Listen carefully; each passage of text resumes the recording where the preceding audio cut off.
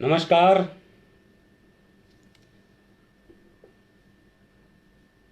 Digestive part 2 में आप सबका स्वागत है। जैसे कि हमने फर्स्ट चैप्टर में चर्चा की थी पाचन के बारे में कि डाइजेशन हमारा कौन सा ऑर्गन करता है, आज हम इसे आगे चर्चा करेंगे और उसे समझेंगे कि हमारे में बॉडी का सिस्टम कैसे चल रहा है एक आसान लैंग्वेज के अंदर। ये मेरा प्रयास रहेगा, तो इसे समझेंगे और अपने घर में भी अप्लाई करेंगे और अपने सिस्टम को अप्लाई करेंगे और अपने आप को बैलेंस करेंगे और परिवार को भी स्वस्थ करेंगे। तो दोस्तों, हमने स्टमक की चर्चा की जिसका काम है डाइजेस्ट करना, पाचन करना। डाइजेस्ट करने के बाद उसमें से काम लायक चीजों को अलग निकाल लेता है और बचा हुआ हिस्सा वो कहां डालता है? स्मॉल इंटेस्टाइन के अंदर, यानी छोटी आंत। तो मैं पहले आपको पूरा पिक बता रहा हूं स्मॉल इंटेस्टाइन और लार्ज इंटेस्टाइन का। ये हमारा स्टमक यहां से कनेक्ट हुआ और इस पार्ट में आता है, ये हमारे स्मॉल इंटेस्टाइन है और लास्ट में ये स्मॉल इंटेस्ट कनेक्ट होती है लार्ज इंटेस्टाइन से। अब इसे समझे हम ध्यान से कि स्मॉल इंटेस्टाइन स्टमक के अंतिम हिस्से पाइलरस से जुड़ी होती है और हमारी बॉडी में लगभग 20 से 22 फीट लंबी, 20 से 22 फीट लंबी। इसका पहला जो 10 फुट भाग जो है, लगभग 10 फीट लंबा जो भाग है, उसे ड्यूडेनम या पक्वाशय कहते हैं। और उसके आगे 2/5 भाग को जेजुनम और 3/5 भाग को इलियम कहा जाता है। और लास्ट में कनेक्ट होती है स्मॉल लार्ज इंटेस्टाइन से, जिसे आई वॉल्व यहां पे कनेक्ट करता है, बड़ी आंत और छोटी आंत को जोड़ता है। उसके लार्ज इंटेस्टाइन की हम चर्चा करें तो ये भाग, इसका पहला भाग अपेंडिक्स, और जहां ये कनेक्ट उसे कहते हैं transverse colon, sorry ascending colon, यानी ग्रहण करना। और जो ये भाग है इसे कहते हैं ट्रांसवर्स कॉलन, और ये भाग है डिसेंडिंग कॉलन, और ये भाग सिग्मोइड, और जो ये भाग है इसे रेक्टम, और लास्ट में ये पार्ट एनस कहा जाता है। लगभग 5 से 7 फीट लंबी लार्ज इंटेस्टाइन या कॉलन भी इसे कहा जाता है। अब हम इसे समझने का प्रयास करते हैं, इसके फंक्शन को, कि स्मॉल इंटेस्टाइन का फंक्शन क्या है हमारी बॉडी के अंदर। स्मॉल इंटेस्टाइन का फंक्शन क्या है? स्टमक ने जो इसे बचा हुआ हिस्सा दिया, जिसमें से काम की चीजें निकालकर, क्योंकि स्टमक को हम बॉडी का स्टोर कीपर कहते हैं, जिसका कार्य है कि पोषक तत्वों को निकालकर बाकी ऑर्गन को डिवाइड करना। जो बच गया वो छोटी आंत के अंदर डाल देता, स्मॉल इंटेस्टाइन में। और छोटी आंत का जो वर्क है, वो कार्य है इसका कि स्टमक से मिले हुए पदार्थ को सर्कुलेट करना।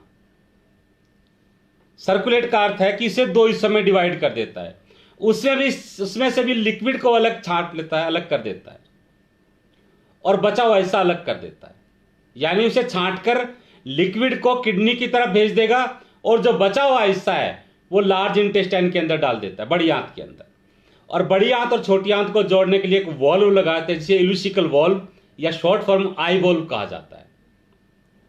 और जैसे मैंने आपको बताया कि स्मॉल इंटेस्टाइन का पहला भाग ड्यूडेनम, लगभग जो 10 फीट लंबा होता है, उसके आगे का 2/5 भाग जेजुनम, और 3 जो अंतिम भाग है इसे इलियम कहा जाता है, और लास्ट में बड़ी आंत से कनेक्ट हो जाती है, आई वॉल्व से कनेक्ट हो जाती है, इल्यूसिकल वॉल्व से। तो उस वॉल्व के माध्यम से बड़ी आंत के अंदर डाल देता है। अब लार्ज इंटेस्टाइन जो है, वैसे इसके मुख्य 3 भाग बांटे गए, लेकिन मैं आपको थोड़े अलग अलग बता रहा हूं, समझिएगा ध्यान से। पहला भाग बिल्कुल छोटा सा भाग, एक आंत्रपुच्छ कहते हैं, जिसे अपेंडिक्स कहा जाता है। उसके बाद जहां ये वॉल्व कनेक्ट है, इस भाग को कहा जाता है असेंडिंग कॉलन, यानी ग्रहण करना। और जो यहां ये पार्ट आता है इस भाग को कहते हैं ट्रांसवर्स कॉलन, और लेफ्ट में यहां से इसे कहते हैं डिसेंडिंग कॉलन, त्याग देना। कहां त्याग देना? सिग्मोइड यानी मलाशय के अंदर।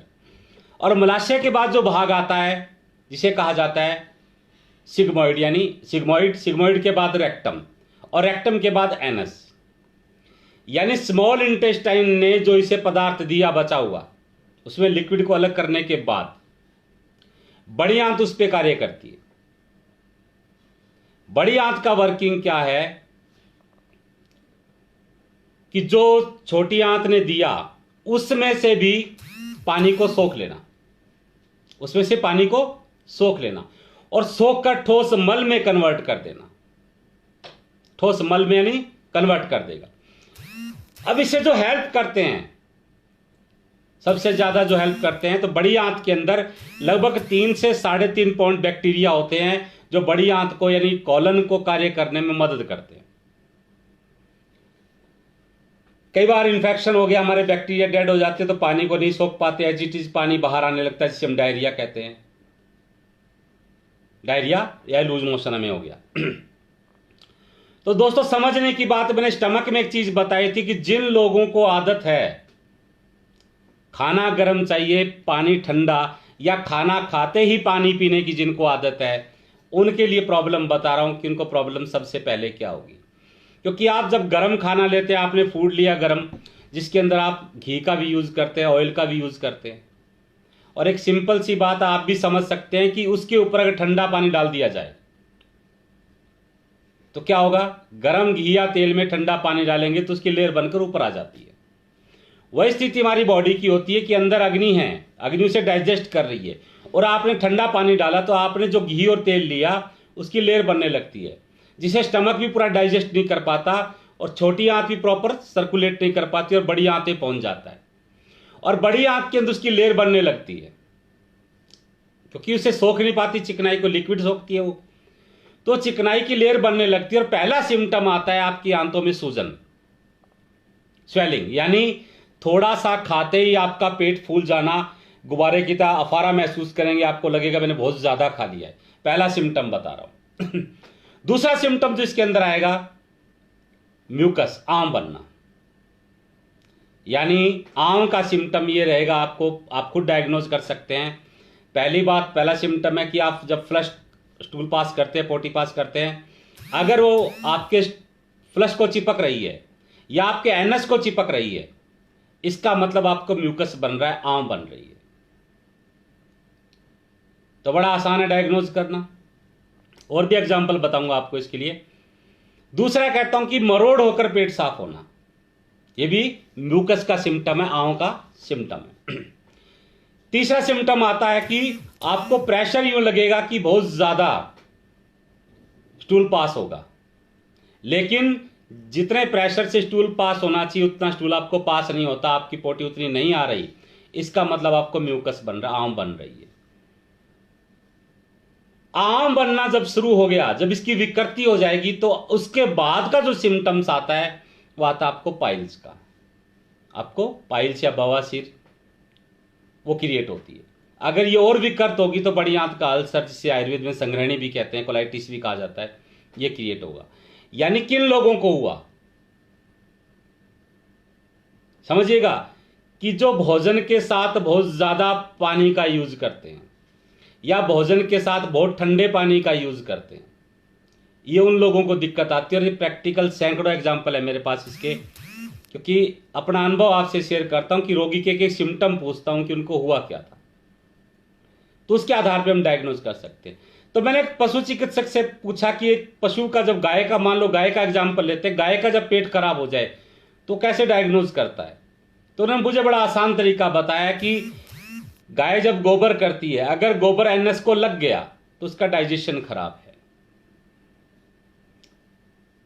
और गोबर एनएस को नहीं लगा तो ओके है।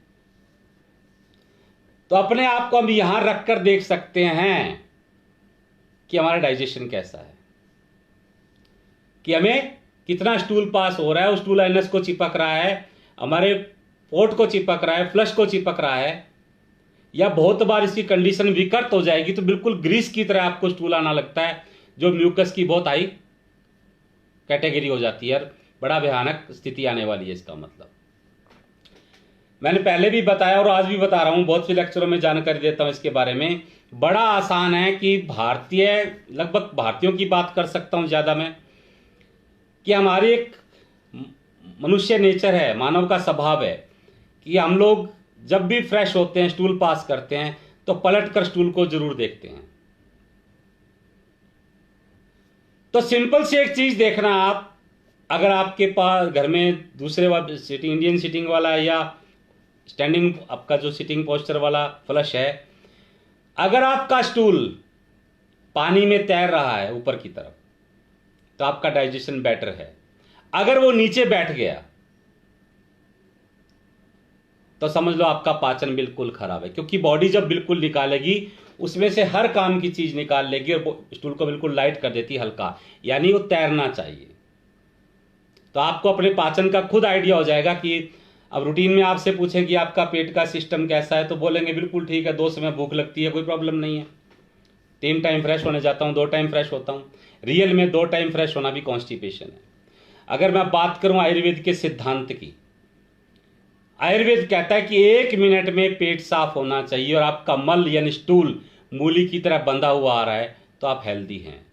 तो यहीं से हम आप आइडिया लगा सकते हैं कि हमारी स्थिति क्या है, कि हमारा पाचन कितना बिगड़ चुका है, पाचन तंत्र अनबैलेंस हो चुका है हमारा। तो दोस्तों कहां इफेक्ट आया कि आपके स्टार्टिंग से लेकर, यानी स्टमक में जब आप चबाकर भोजन करेंगे उसमें सलाइवा प्रॉपर होगी तो आपके स्टमक को भी एक्सेस वर्किंग नहीं करनी पड़ेगी। उसके बाद आपकी स्मॉल इंटेस्टाइन को सर्कुलेट करने में दिक्कत नहीं आएगी, प्रॉब्लम नहीं होगी, इसे एक्सेस वर्क नहीं करना पड़ता। उसके बाद लार्ज इंटेस्टाइन को प्रॉपर वर्किंग में दिक्कत नहीं आती है और प्रॉपर आपका स्टूल पास होता है, आपकी कॉन्स्टिपेशन की समस्या हल हो सकती है। कि कब्ज एक महारोग है, हमारी बॉडी के 3 टॉक्सिफिकेशन जो सबसे बड़े हैं, यूरिन, स्टूल और स्वेटिंग, अगर ये हमें प्रॉपर हैं तो हमारे बीमार होने के चांसेस बहुत कम हैं। अगर ये प्रॉपर नहीं है तो हम बीमार रहेंगे। और कॉन्स्टिपेशन तो आप लोग भी जानते हैं, इस सब्जेक्ट पे तो मूवी बन चुकी है कि कब्ज क्या चीज है। यानी 1 मिनट में आपका पेट साफ हो जाए, जितना आपने डाइट लिया वो डाइट डाइजेस्ट होकर मल बिल्कुल हल्का रहे, लाइट रहे या पानी में तैर रहा है, तो आपका पाचन तंत्र ठीक है, यानी डाइजेशन आपका ठीक है। तो आप पहचान सकते हैं, अपने घर में डायग्नोज कर सकते हैं इस चीज को कि रियल में मेरा पाचन तंत्र या मेरा कैसा ये सिस्टम है। और दूसरे की मैं बात कर रहा था यूरिन।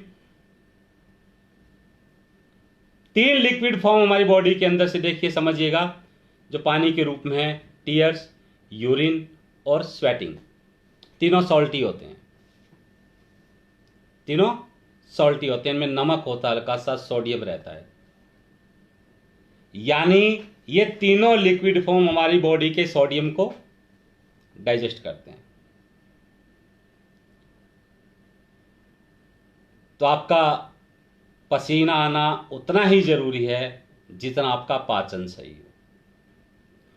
अब दोस्तों सर्दी में पसीना नहीं आता और गर्मी में पसीना अच्छा आता है, इसलिए सर्दी में बीपी बढ़ने के चांसेस भी बहुत ज़्यादा बढ़ जाते हैं गर्मी की अपेक्षा। इसलिए सर्दी में हेमरेज के चांसेस ज़्यादा बढ़ जाते हैं गर्मी की अपेक्षा, क्योंकि आपका प्रॉपर सोडियम डाइजेस्ट नहीं हो पाता है। इसको आप रिड्यूस, क्योंकि गर्मी के अंदर आपका सोडियम पसीने के माध्यम से भी डाइजेस्ट हो जाता है, निकल जाता है, आपने जो नमक खाया। इसलिए हम अपने आप को बैलेंस कर सकते हैं समझकर, और भी आगे चर्चा करते रहेंगे इसके साथ साथ में हम। तो दोस्तों उसने जो लिक्विड भेजा स्मॉल इंटेस्टाइन ने, वो जाता है हमारा, अभी आपको पिक दिखा रहा हूं,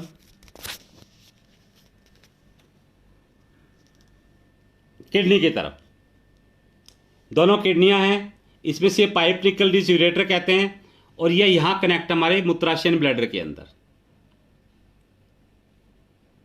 दोनों किडनियां यहां कनेक्ट है कि स्मॉल इंटेस्टाइन ने जो लिक्विड भेजा वो किडनी तक पहुंचता है, किडनी की तरफ भेज देता है। और किडनी हमारी बॉडी में एक छानने का कार्य कर सकते हैं, एक छलनी है जिसमें छेद होते हैं जिन्हें नेफ्रॉन्स कहा जाता है, जिसका कार्य है छानना। और रियल में इस ऑर्गन को रूट ऑफ लाइफ कहा जाता है, जीवन की जड़, जीवन की जड़। इसने यूरिन को छानने के बाद जो साफ यूरिन है, उस लिक्विड जो साफ है, यूरिन नहीं सॉरी लिक्विड जो साफ लिक्विड है उसे ब्लड में मिक्स कर देती है, उसे कहते हैं प्लाज्मा। जो बच गया अपशिष्ट था उसे दोनों पाइपों के माध्यम से ब्लैडर तक पहुंचाती है, और ब्लैडर से आगे एक पाइप कनेक्ट होती है पेनिस और वेजाइना के अंदर, जिसे कहते हैं यूरेथ्रा। और ब्लैडर से वो लिक्विड हमारी बॉडी से बाहर निकल जाता है, जिसे हम कहते हैं यूरिन। अब यूरिन में यूरिक एसिड की मात्रा सबसे ज्यादा होती है। आप गौर कीजिएगा, पुरुष की अपेक्षा महिलाओं में आर्थराइटिस ज्यादा पाया जाता है। इसका कोज बता रहा हूं आपको, पहला कोज समझिएगा इसको। मेडिकल साइंस के अकॉर्डिंग नहीं बता रहा आपको, होलिस्टिक साइंस के अकॉर्डिंग बता रहा हूं कि पहला कोज, जिनको यूरिन रोकने की आदत है उनको आर्थराइटिस होता है। और पुरुष की अपेक्षा महिलाओं में यूरिन रोकने की क्षमता ज्यादा होती है। कई बार परिस्थितिवश, आदतवश और भूलने की आदत के कारण भी महिलाएं यूरिन करना भूल जाती है या उस फ्लो को रोक लेती है। जब यूरिन के प्रेशर को रोक लिया तो आपका ब्लैडर भरने लगता है वापस, और पाइप के माध्यम से किडनी तक, और किडनी से ब्लड में मिक्स होता है। पहली बार आपकी रिपोर्ट में यूरिक एसिड की मात्रा आती है, उसके बाद एक्सेस प्रोटीन आपके यूरिक एसिड को बढ़ाता रहेगा, इंक्रीज करता रहेगा। कभी भी गौर कीजिएगा, आपको आर्थराइटिस पुरुष की अपेक्षा महिलाओं में ज्यादा मिलेगा, और पुरुष में भी उन्हीं को मिलेगा। आप प्रैक्टिकल पूछ लीजिएगा सामने वाले पेशेंट से, जब आप उपचार करते हैं किसी का, कि उसे यूरिन रोकने की आदत है, तो कंफर्म उसे यूरिन रोकने की आदत मिलेगी। देखिए, सिद्धांत ये हमारी बॉडी का कि नेचुरल फ्लो कभी भी नहीं रोकना चाहिए, चाहे वो यूरिन का हो, चाहे वो स्टूल का हो, चाहे स्नीजिंग हो, छींक हो, और चाहे मेंसेस साइकिल का हो। इनको अगर हम रोकते हैं तो कहीं ना कहीं इनका बैड इफेक्ट हमारी बॉडी के ऊपर आएगा ही आएगा, ये कंफर्म है। ये भी कंफर्म है कि इसका बैड इफेक्ट हमारी बॉडी के ऊपर कहीं ना कहीं आएगा ही आएगा। तो दोस्तों, बड़ी आसानी से हम इसे समझ सकते हैं और सीख सकते हैं। कम से कम हमने अपनी बॉडी का ज्ञान हो। मैं नहीं क्या चाहता कि आप डॉक्टर बन जाएं उपचार के, लेकिन आपको अपने शरीर के बारे में जरूर पता होना चाहिए कि हमें कैसे इसको बैलेंस करना है, और कैसे हम इस अपने सिस्टम को ठीक कर सकते हैं, और कैसे हम नेचर के अकॉर्डिंग अपने आप को बैलेंस कर सकते हैं। तो दोस्तों, आज मैं इसमें इतनी चर्चा करूंगा। आगे फिर मैं तीसरे पार्ट में इसका सब्जेक्ट लेकर आऊंगा और कुछ ऑर्गन्स पे बात करूंगा सिंपल डाइजेस्टिव सिस्टम के अंदर, क्योंकि हमारा पाचन तंत्र भी खत्म नहीं हुआ है। तो दोस्तों, आज आपका बहुत बहुत धन्यवाद। नमस्कार, जय हिंद, जय भारत।